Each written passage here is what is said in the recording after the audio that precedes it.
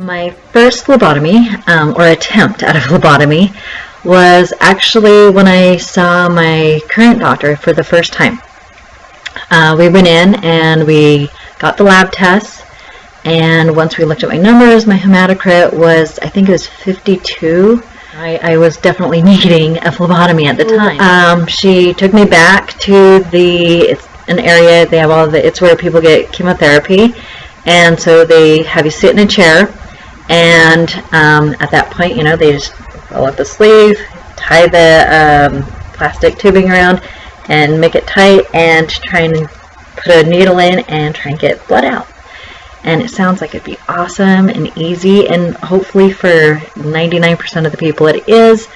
For me, it distinctly was not. They were not able to get my veins correctly. Once they would get a vein started, it would stop and clot, and nothing would come out, or it would clot the actual tubing or the needle itself. It was disastrous. It was excruciating. I think my body was still kind of coping. After I think it was about 2 or 3 hours worth of different nurses and medical people all trying, they said, you know, you're going to have to go home, and we're going to have to give it another go. And I'm like, okay. So went home covered in bruises and punctures, right? And I think we went back a couple days later.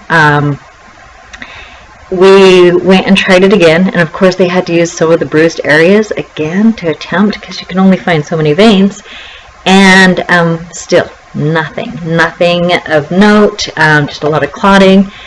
And they said, you know what, you need to look into getting a Portacath. You know, we'd suggest it. A lady actually showed me her Portacath, told me all about it, and I said, you know what, like, I'm not a blood person or into surgeries or anything gross. I find doctor stuff like shocking to myself, but I was like, you know, if it'll make this stabbing less and help me to live, let's do it, you know. So they made a recommendation to my doctor to get a Portacath because they were not being successful at a phlebotomy. So they said, sorry, we're not going to do it. There's no way, you're way too covered, you know, we've gotten spots of blood, but you know, it's just not going to work. So go home, and I think like a week later or so, I went back in because they had to keep trying. It just wasn't working that time, but we wanted to heal a little bit more. At that point, you know, I still had bruises. Of course, they didn't heal that fast, and they just weren't getting anything. They were able to get some. What they did is they'd call in a nurse, and she worked on like the critical trauma ward, or is like some emergency where you just have to go for it, I guess. And so she's like, okay, so they call her in, she grabs my arm, and she's trying everywhere. She's draining it, they put hot pads on. I mean, they'd done the whole thing before, but they were really pushing for it. She got one of the veins, and she got some out. Now, they were, you know, getting pretty good, and then my vein conked out, and I think I got a partial phlebotomy at that time. So that was something, right? Better than nothing. So we knew she was kind of the go-to, and she would just stab away.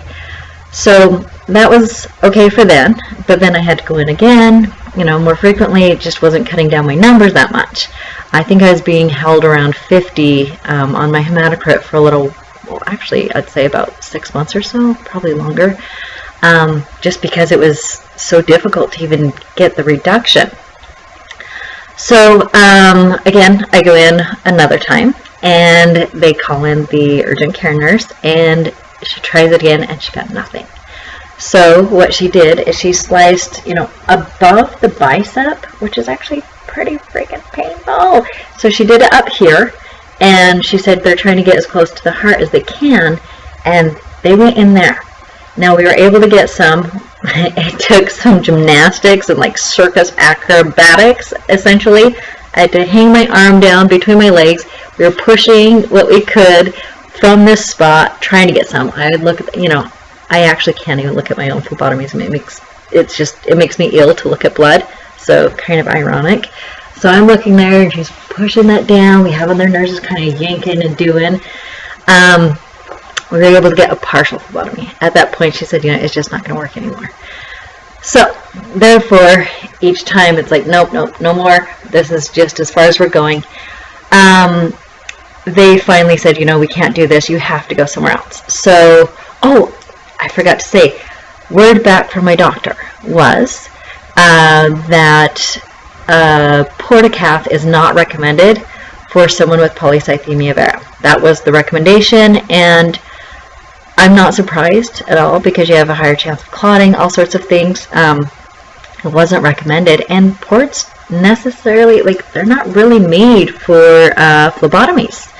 They're generally, you know, take a blood test or two out and put chemo in, or whatever else you need, but not really a takeout situation. And there's not many nurses that actually do phlebotomies through a Portacath.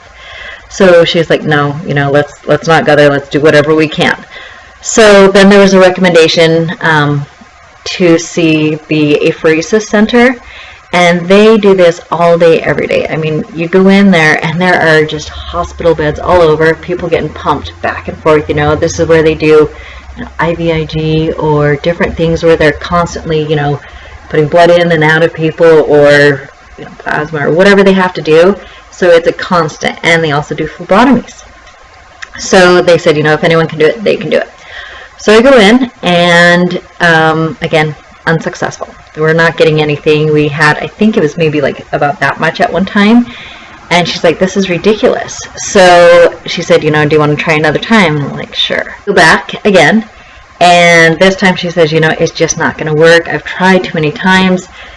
You know, what can we do? She's like, let me see. So she gets a scanner, and they put it on, and they're trying to find any veins, and she's like, your veins are just stopping.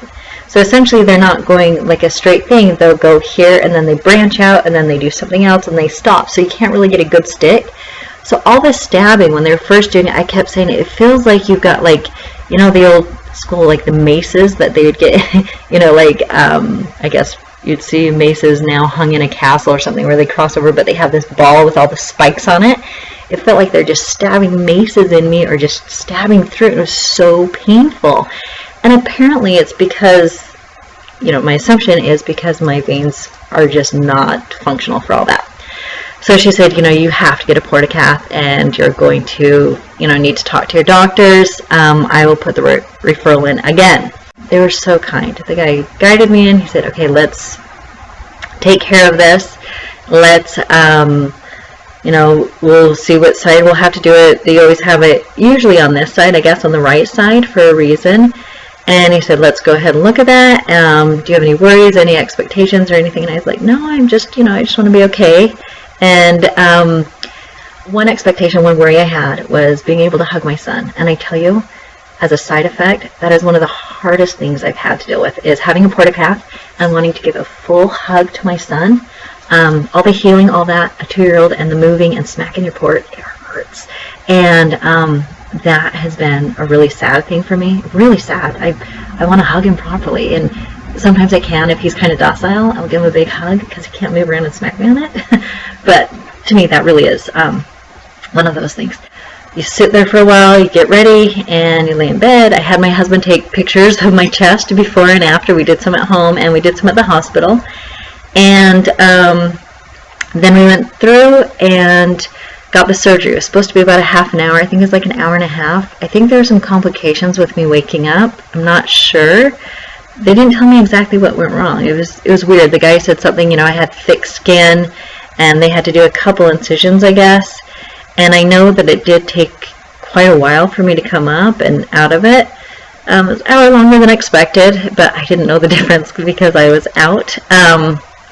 Got up.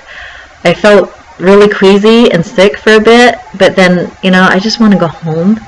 So I went into another room, rested for a while, talked with my husband. I don't exactly remember everything. Got up, and I was hungry because you can't eat before these things, right? So I was like, let's go get some food. And I always like to treat myself with something, you know. So we went to the cafeteria, and I remember being in some cloudy, weird haze, like totally loopy on drugs. And I remember someone saying something about, like, anesthesiologist, ha ha ha, look at that. And I was like, what are they talking about? And now I think, oh, they probably noticed I was losing it. So we got food. I actually, when I tried to eat, it just didn't seem so good to me. So I was like, let's just go home.